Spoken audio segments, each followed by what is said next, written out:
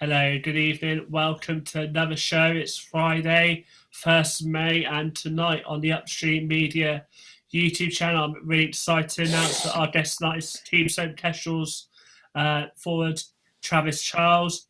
Welcome, Travis. I hope you're home, hope you're well and safe, and everything's okay with your end. Yeah, everything's good over here. Awesome.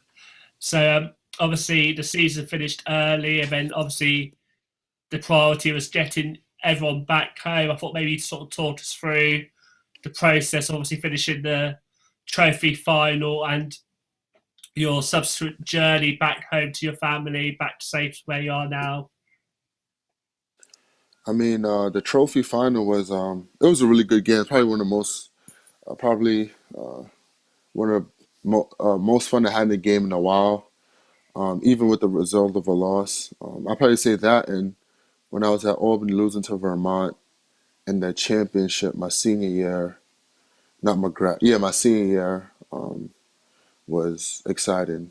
But obviously, it's one game, so you can't hold on to it, and you have to move on. But it was a really fun game, and I don't know, it was a exciting opportunity to end the season. And after that, we were in Scotland, came home, and just all this coronavirus stuff started kicking in. Like in the UK, it wasn't as serious as it was in New York, in the States, or in New York specifically. New York is an overcrowded city. So you're talking about a city that's probably been overcrowded for about, I want to say, 120 years, 100 years, maybe even a little bit more than that, from all the different waves of immigrants from Western Europe, Eastern Europe, the Caribbean, Africa, South America, just all over the place. So I come home, literally, I would say we sat down with James Matthews, who is our general manager. I think Tuesday, just a quick like recap with the guys that could make it, and we had Yeah, plans to do a big team thing that Saturday. And then Wednesday comes, it's like, my family's kind of, hey Travis, like, like we want to make sure you're safe. What's the precautionary things that you're doing over there? And I'm letting them know, like, in Southampton, there probably were like two people with the virus, if that, versus New York, at least already a couple thousand already had it, and a few hundred had passed. So my mom, who works in the medical field, and my uncle, who also works in the medical field, they would just give me daily updates, daily, and yeah, like every like 2 or 3 hours. So they were telling me how serious this thing was. And Southampton's different. It's literally the polar opposite of New York. I'm not coming in contact with a lot of people. It's one of those things where it's like I'm almost not taking it serious until you know my mom's kind of panicking. So I'm like, all right, I understand. So I basically call James, text him. He lets me know he understands.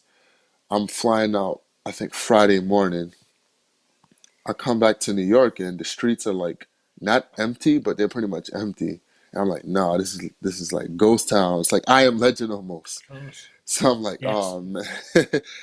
So like, oh man. I mean, there's cars around. There's a lot of cars. There's people around, but it's not the usual thing. Like sometimes when I walk the streets, just go for my walks or my daily exercise, my runs in the parks and stuff like that.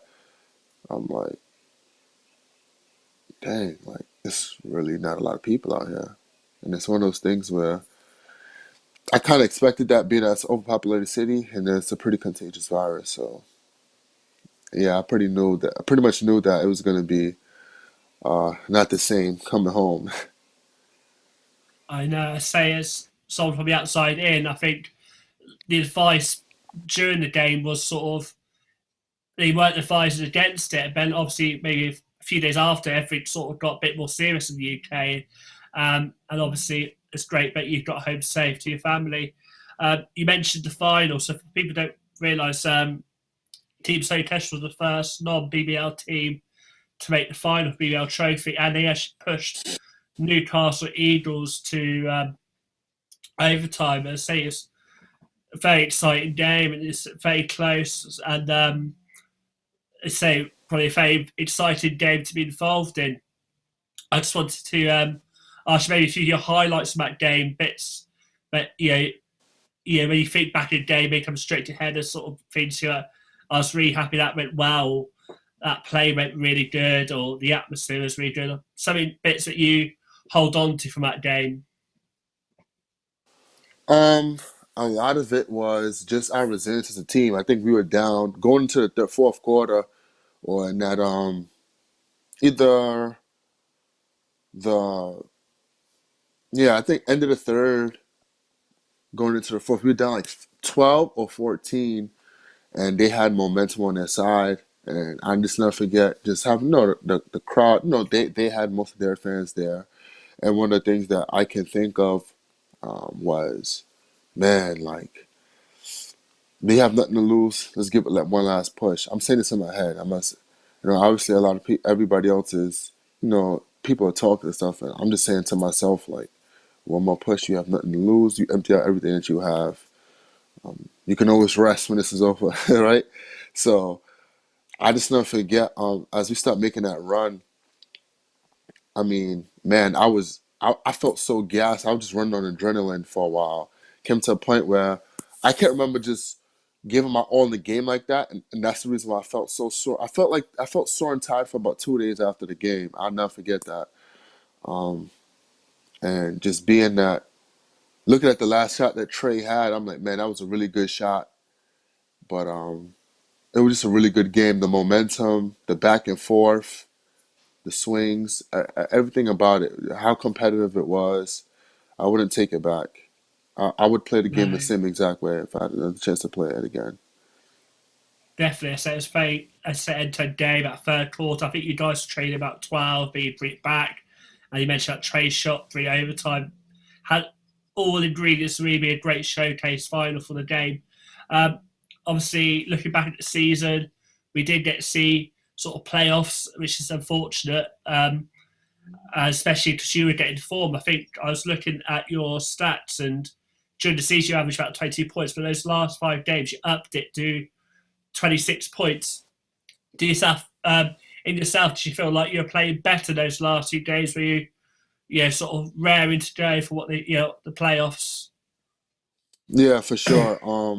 Naturally, ever since I started playing basketball, I always realized it's not a pun intended, but as it gets closer to my birthday, I don't know why, I just I have more energy. I have like this jolt, and I hit a stride. And I don't think it's because I'm getting a year older. I think a lot of it has to deal with just understanding, studying the game, study how teams are playing me, and using my teammates, myself, and also just getting in a better shape as it's going on. I was really hitting my stride as a player. I was really hitting my stride. Like I felt really good. Um, yeah, but everything happens for a reason. So I can't knock what did happen. But man, I was feeling really good, and I mean, teams got our best anyway. I mean, we did our job closing out the league. So, but yeah, I was feeling Definitely. really good as a player. Just getting better, just looking at film, looking at certain technical details and stuff like that, um, and seeing what teams were giving, what teams were taking away from a team perspective and from an individual perspective, and I was able to capitalize on that. Yeah, I say it was a great season. So I did like were there any games that stuck out for you as personal or team highlights in that season that you felt like you guys really were on form?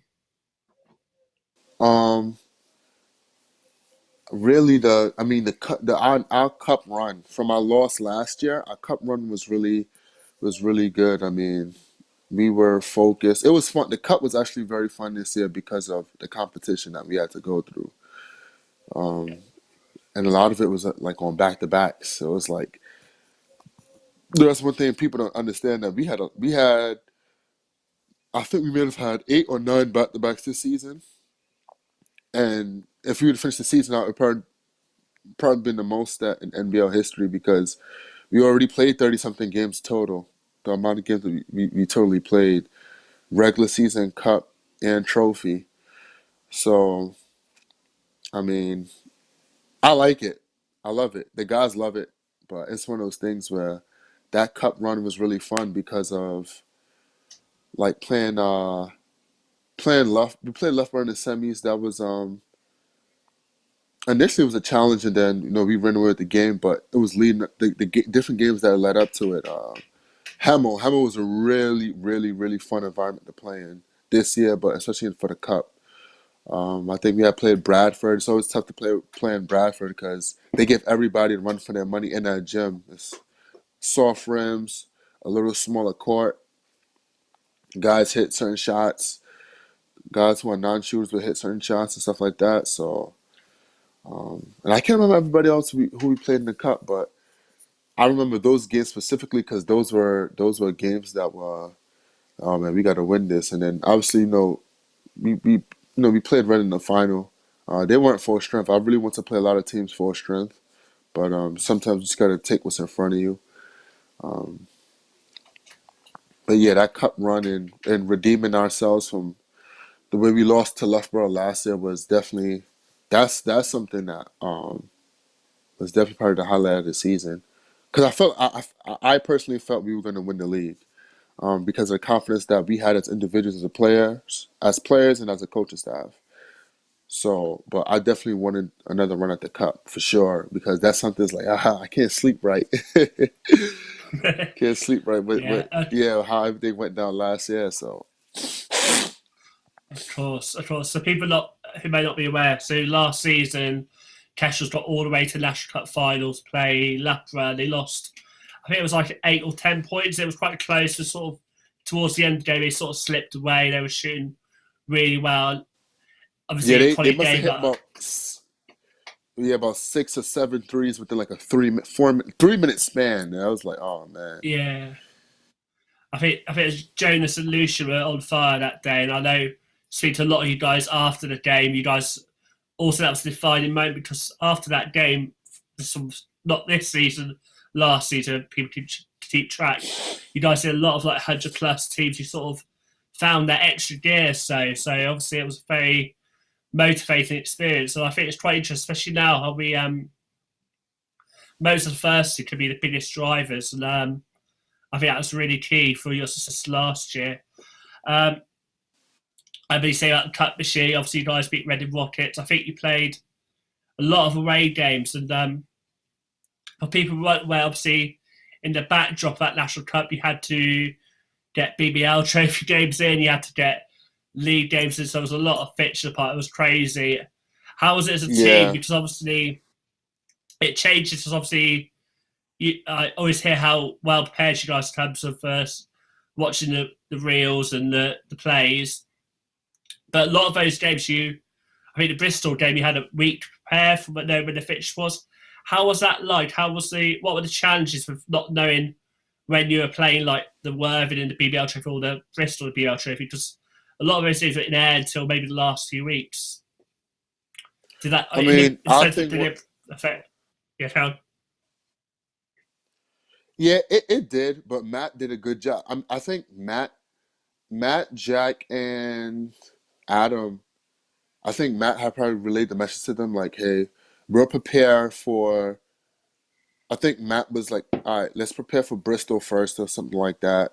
If I'm not mistaken, I can't remember verbatim, but basically he was geared up to prepare for Bristol, but also was prepared for Worthing because we already played them early in the second game of the season. But they had Bassie and Ives. They had signed Bassie and Ives, so Yeah, just updated the scout, like a written scout, and basically whoever we had in the league, had to get pushed back. And that scouting report was also probably like in the midst of getting ready. So it was like we had 2 or 3 scouting reports, or and as players we said just take it one day at a time until we had official word because we can't do anything. We can't do anything. So we didn't drive ourselves crazy. I personally couldn't drive myself crazy. So I just told the guys like, hey, um, just take it one day at a time. Just work on your game as an individual, and when we practice, let's focus on us anyway. That's what we did as a team. We focused on ourselves anyway. Depending on who we played, then we'll change our game plan to a defensive focus, stopping the key player and stuff like that. But for the most part, up until we found out who we were playing, We just focus on us. Just offensive schemes, defensive schemes. Not we couldn't focus too much on defensive schemes because we didn't know who we were playing, but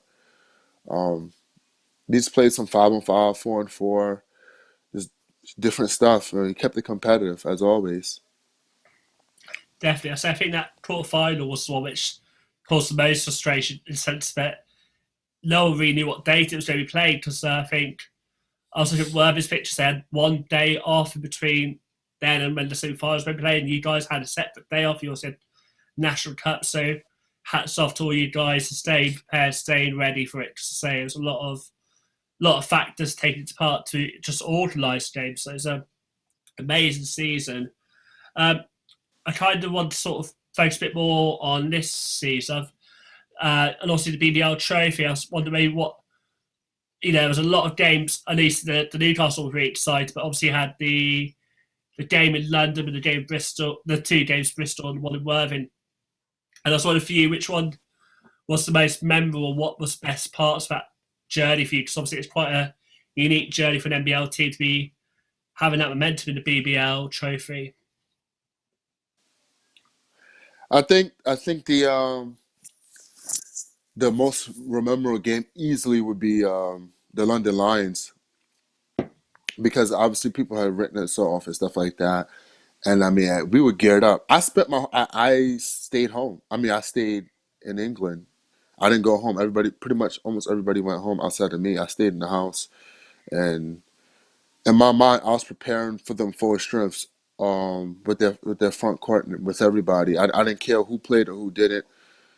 The way I grew up in New York, the way we grow up, we don't care who's in front of us. Playing in pro-ams at a young age, um, you play against guys who play professionally in Europe and in these Asia leagues at 16, 17 years old. So it was to me that was the approach that I took. Just another game to play anyway. It doesn't matter who's in front of you. And just as we're playing and we're going back and forth with the lines and just throwing those haymakers, it's like yeah, like take that, like you want to underestimate us? Take that, like over and over. And I'm like, I can't wait to Yeah, get to the fourth, and it really becomes a game, and they try to make a push. And I feel like a lot of times we were underestimated because the BB has a bigger budget. NBL doesn't have the same budget, but no, Matt Guyman, Jack, Keith, Adam Sewell, they do a really good job. The scouting report and as players, man, we just did our best. Like we really wanted the game. We were watching after we would watch after when November came, we would watch our games, the teams that we had to play, and then we would watch their games. So, but after the draw was announced, so it was one of those things yeah, where that game was always in the back of our mind. And then once we beat yeah. Thames Valley to end the first half of the year, I mean, I couldn't wait. I mean, I worked out every day, twice a day, even over the break. Sometimes that's what it takes. You know, understand? I understand people want to have fun with their family and stuff like that, but I mean, you got if the NBA guys and even when I was in college, guys played on Christmas Day. I say, yo, man, this is what you live for, right? So I just had fun with that, and by the time when we beat them and we kind of put people on notice, like, hey, this is what we could do.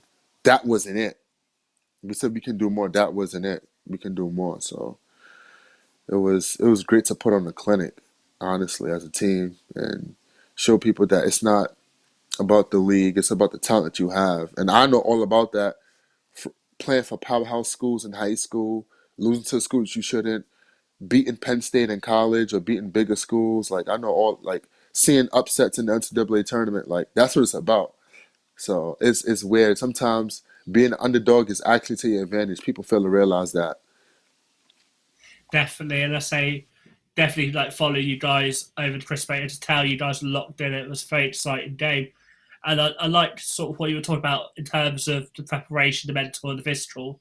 And I'd love to get your advice just to say in the British game at the moment, we see a lot of players sort of head over to US schools. And I wonder maybe you give some advice to the guys who are obviously going to where you know the circuit really well and give some advice to the guys who sort of looking to head to US State either this year or next season.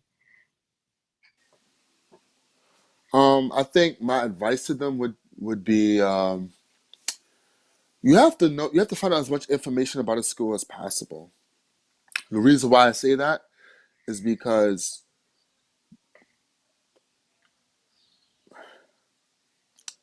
a lot of kids transfer, and there's a lot of NCAA rules going around. Even now, I was told by one of my old managers in college. He actually called me for my birthday, and he was letting me know the NCAA was trying to pass a rule where you can, regardless of class, you should be able to transfer to any school and play right away.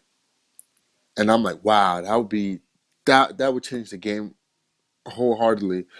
And it was one of those things where I always tell kids, you want to find out as much information about a school as possible. The reason why is because a coach's job is to win, and they have to win.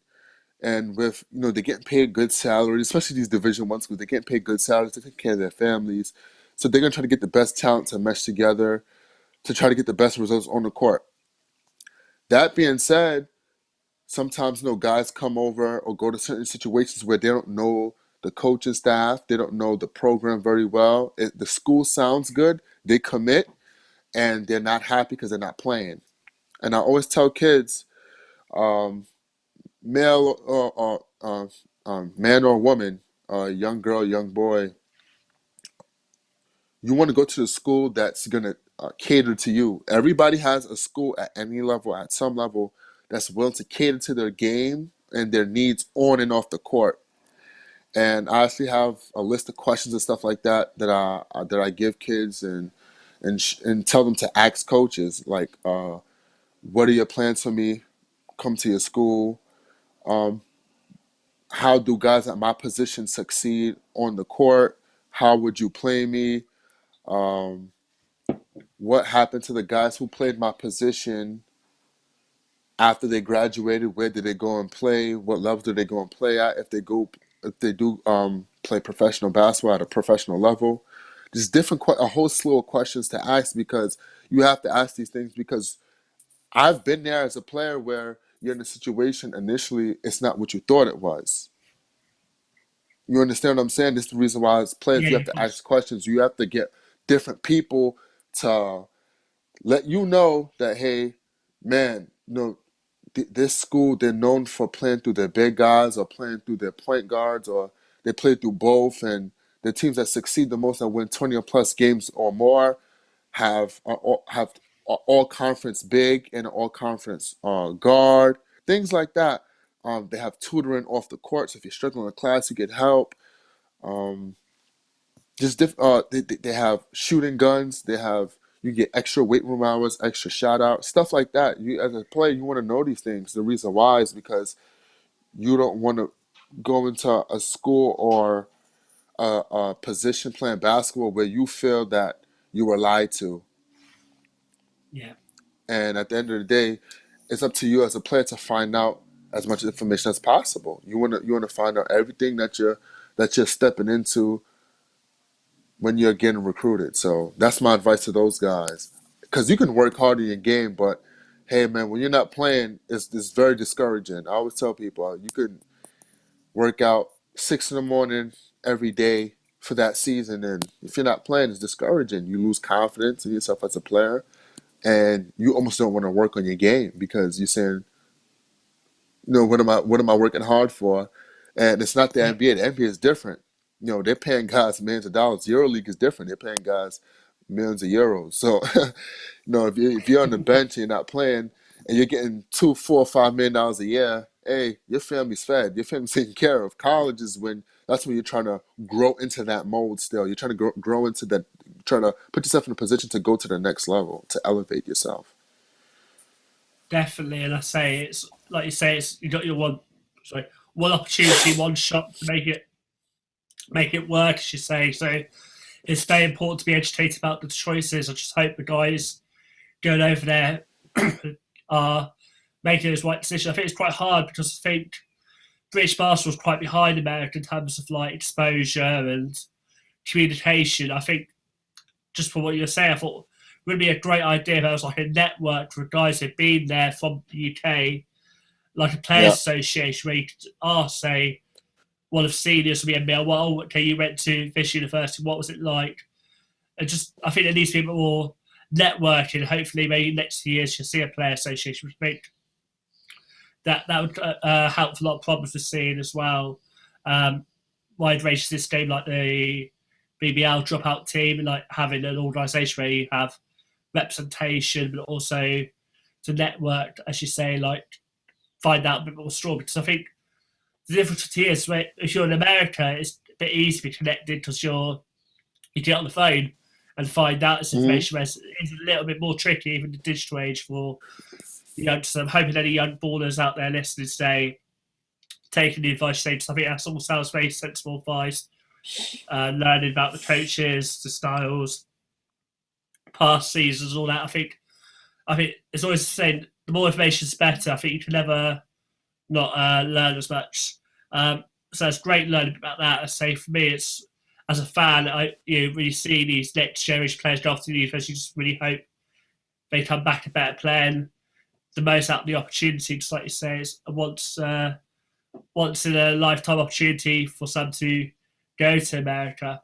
Obviously, you were in Albany. I thought maybe we'd talk a bit about that setup, a bit about the strengths, and some of your highlights. Obviously, you mentioned about the Penn University game. Maybe just go into a bit more depth about that game, if that was a particular highlight of yours.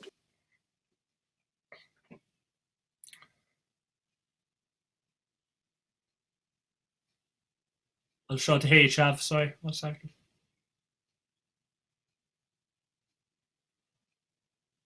Was it my headphones?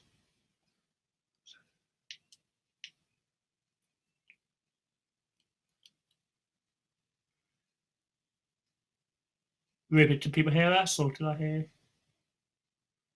1 second. I can't hear Travis. 1 second. Apologies, people, if you did hear us. Having some sound technical difficulties.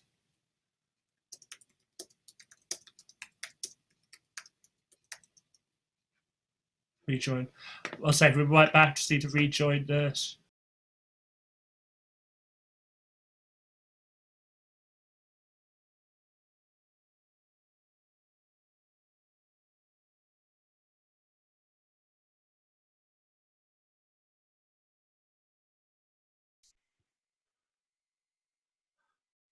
Oh, Travis, I think it might be your connection with it. Say if you want to try and quickly come out, come back in, and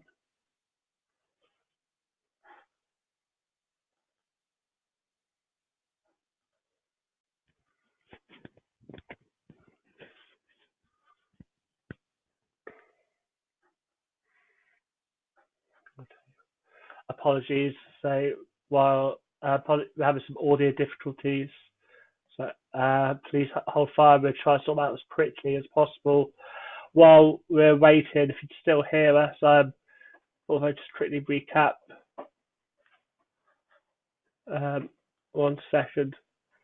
Travis, you try and reconnect, my friend. We'll try and carry on the conversation. I think my producer say about hanging up and come back into the chat.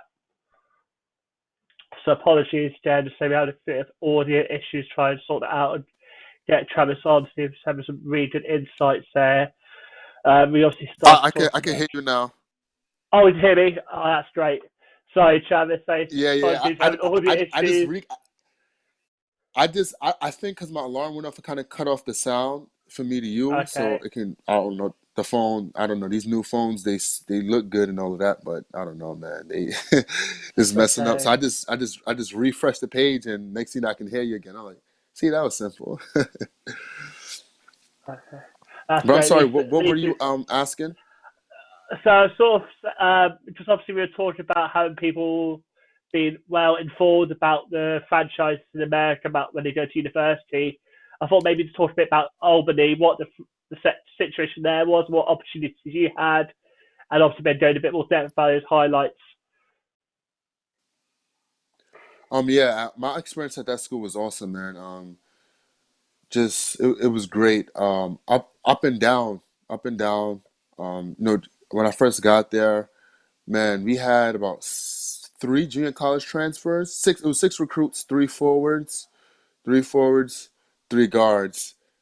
three high school kids, three JUCO players. Um, and then that was a team that just came off of winning the last championship that we won as a team, 2015. So that 15-16 season, obviously they have a great, really good recruiting class coming in. Um, they have their all conference players returning and stuff like that.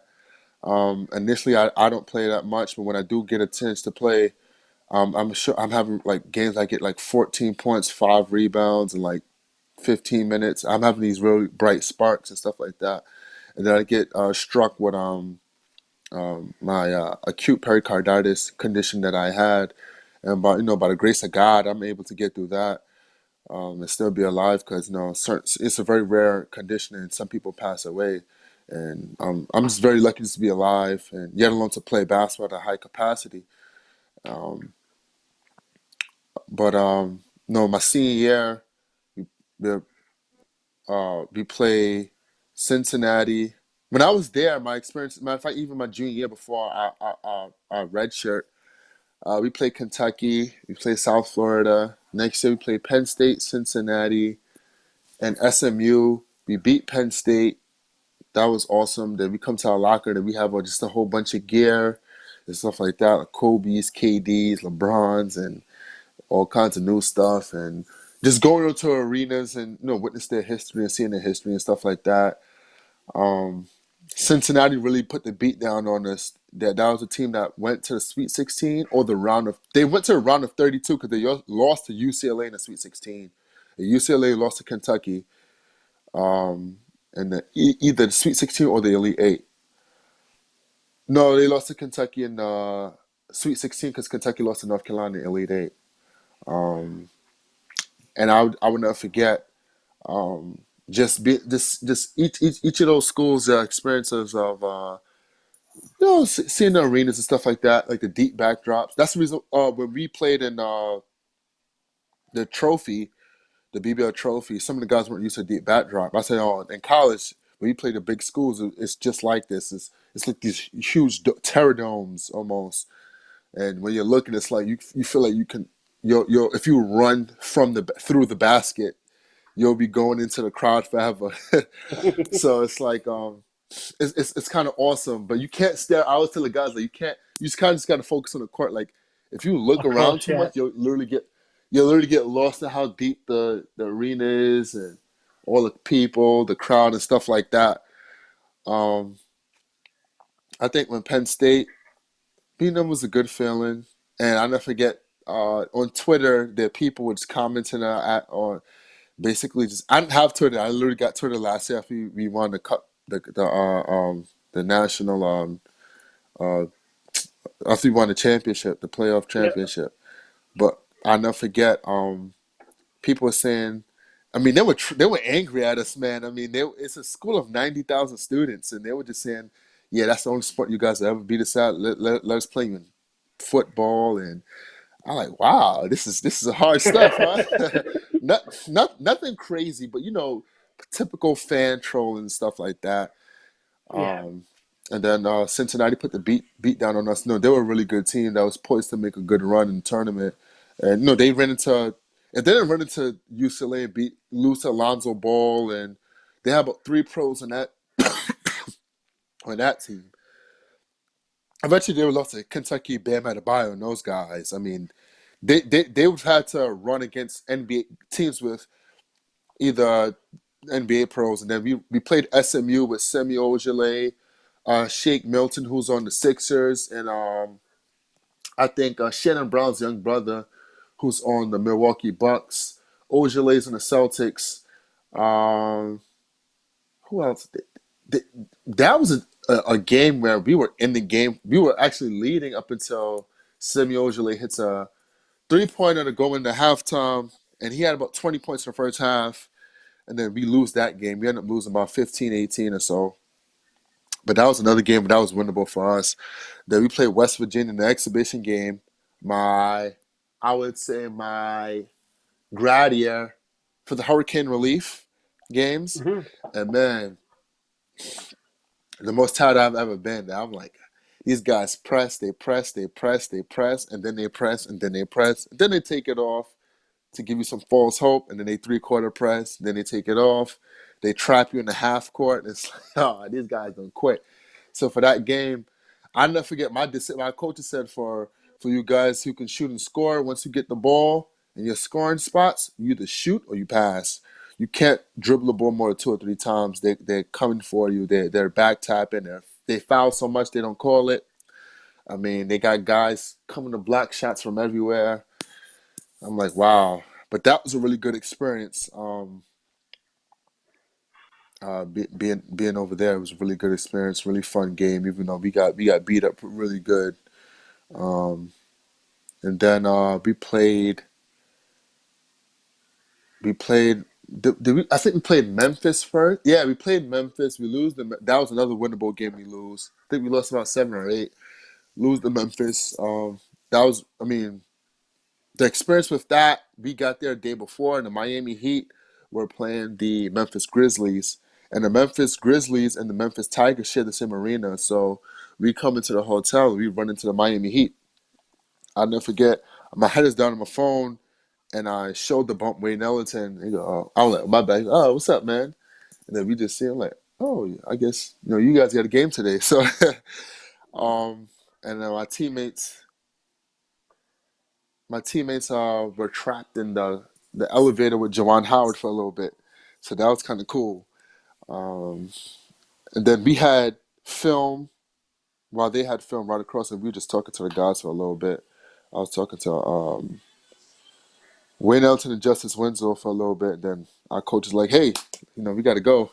So that was cool. Um, and then playing there was really good. The food was really good. The food at these places are really, really, really good. And then we go to Louisville. Um, that was another game where we were up with three. We were up with three, like a minute left, a little over a minute with the ball. Um, our leader scorer, Joe Creamer, who ended up transferring to Villanova as a grad transfer, he missed like a really makeable shot. They're fine. They're playing. I think they score.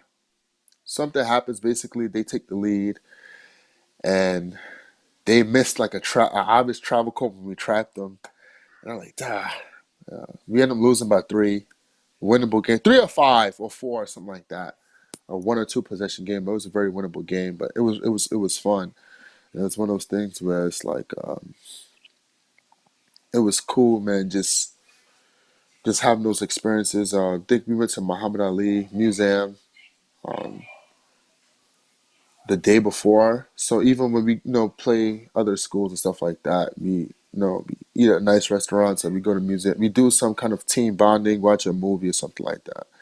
So it's just the experience of playing the big schools is one thing, but the experiences before, just coming to the city just to explore a little bit, or whoever just run to a pro team not knowing that they were playing, kind of thing, and experiences. The 4 or 5 star hotel life was also great too. Sounds amazing. I'm glad you mentioned this. I thought maybe pick your mind one more time before we go. So it's great having you on. Um, so obviously, like you say, experience make the whole thing better. To say they become memories, and obviously, we've had a great 2 seasons. Obviously, not sure what's happened next, and obviously, wish you all the best in the future. But I was wondering, maybe for the fans, is there some experience you had with the players that you'd like to share with the fans? They think that you'd think they'd find quite interesting to learn a bit about, maybe something funny or a game experience or something that sticks out to you, but you'll remember looking back at your time with Kestrels. Man, I remember. Uh, there's a lot of good memories of this place, man. Kestrel's really holds a special place in my heart because the opportunity, obviously, that they gave me. So I would say, man, man, man, man, man. It's a tough one. It's a lot. Sorry, mate. Let me slow it down. Uh, I would say the playoff final last year.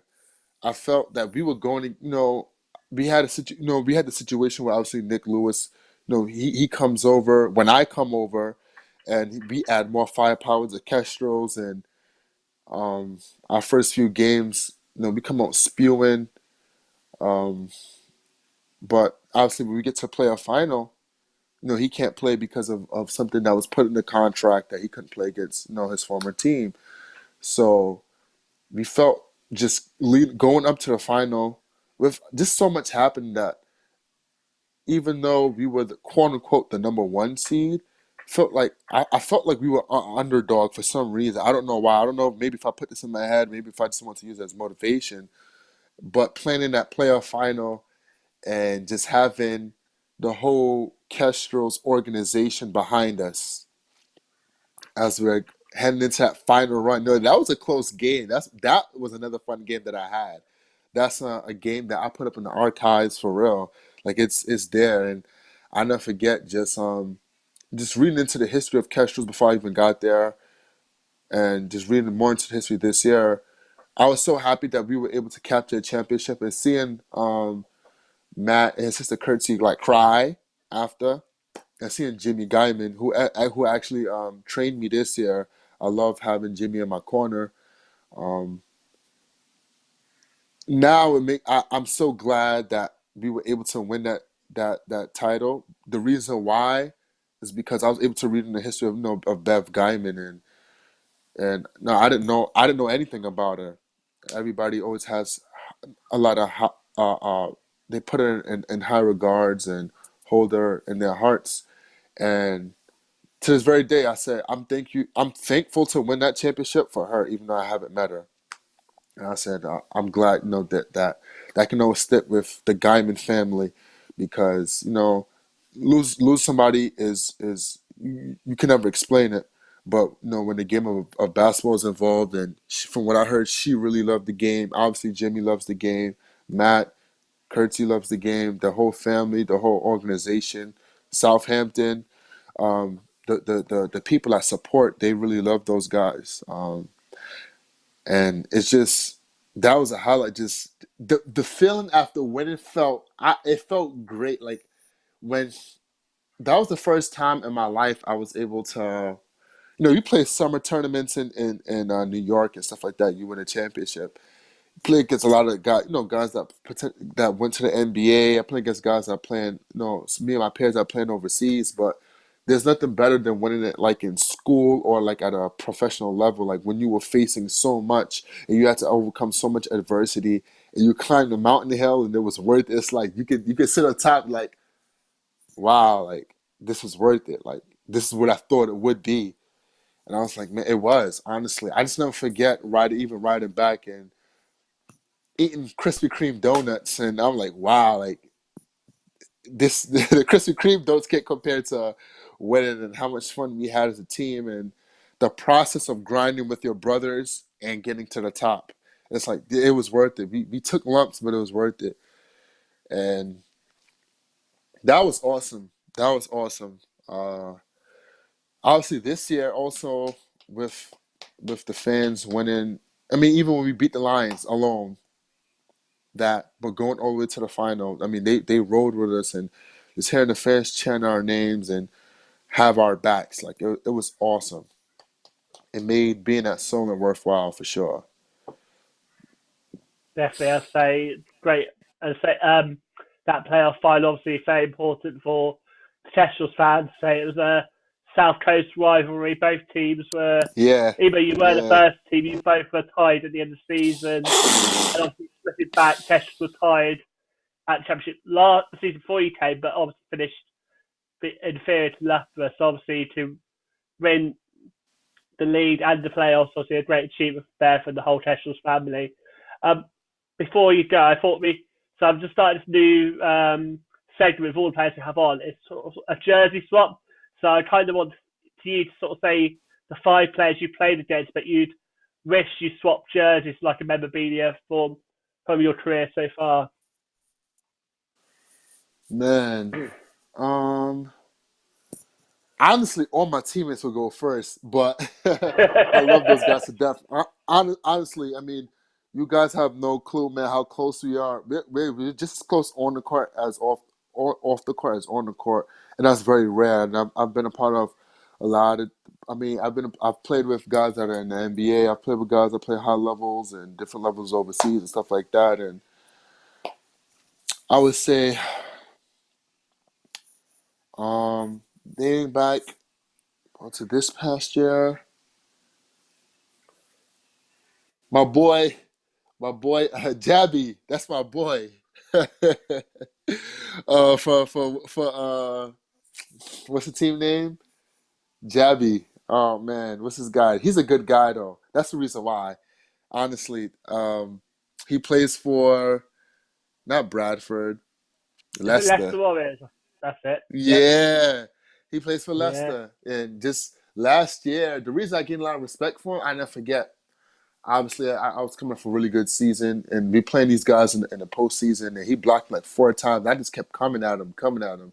And after the game, the coach, they congratulated us, and then he's letting me know, like, yeah, like you got heart. Like we even talking on social media, like that's my guy. Like, he's a pure. And Elliot Sentence, growing up with him and stuff like Yep. that, told me that he's a really good guy. Just talking to him, he's cool. He's real he's real cool. Like I have so much respect for him as a player.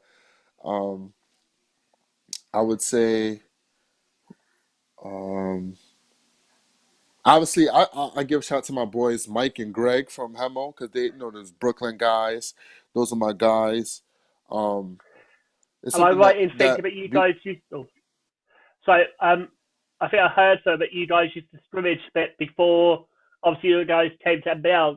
Obviously, from being Brooklyn, I imagine you guys knew each other a little bit before this season. Is that correct? yeah, me and Mike me I'm sorry. See, me and Mike actually went to Bishop Loughlin High School together.